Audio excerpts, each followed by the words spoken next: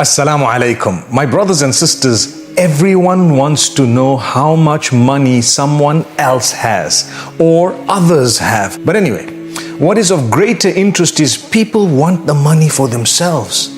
Now, what is all this about money? Allah Almighty says that certain things have been beautified for man as a test. So money is one of them. Wealth, where no matter how much humankind has, humankind would always want to have more. But do you know what we're taught? There is no point in having wealth that comes without blessing. Wealth that is a punishment from the Almighty.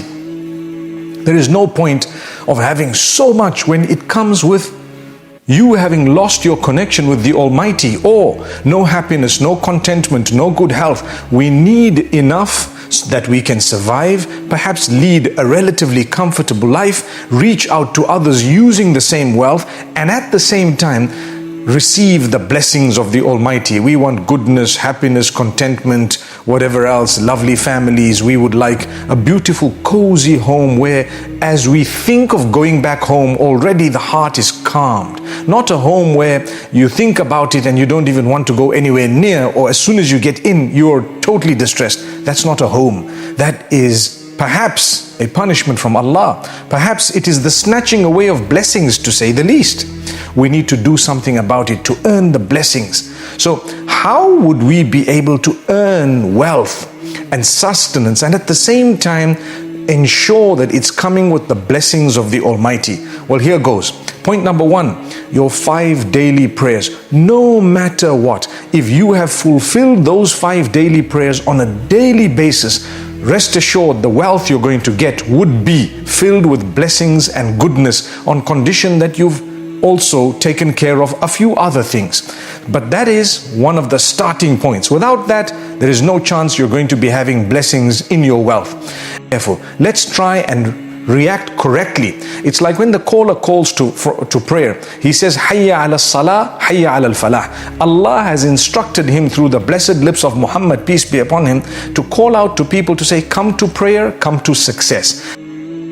Now, my brothers, my sisters, multiply that by 5. 20 times a day you're being told, come to prayer, come to success. You've heard it. If you've heard it, your reaction is also recorded. Subhanallah. Now that is point number 1, prayer 5 times a day. The second thing you need if you would like to achieve lots in terms of sustenance and blessings and lots of contentment and goodness and happiness and even multiplication in wealth, you must ensure that you seek the forgiveness of Allah on a daily basis. In Surah Nuh, he tells his people, the Prophet Noah, may peace be upon him, Istaghfiru rabbakum innahu kana ghaffara. Seek the forgiveness of your Lord. Indeed, he is most forgiving, oft forgiving.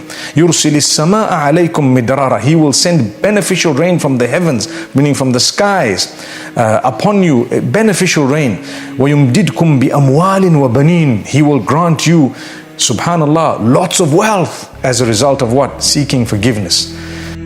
You have your prayer and you have the instruction of the prayer to one another, and then you have seeking the forgiveness of Allah Almighty as well. May Allah Almighty grant us goodness and forgiveness.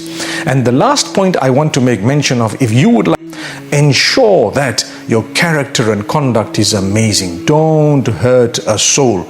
Do not slander someone. Do not accuse them. Do not abuse them. Do not backbite about them.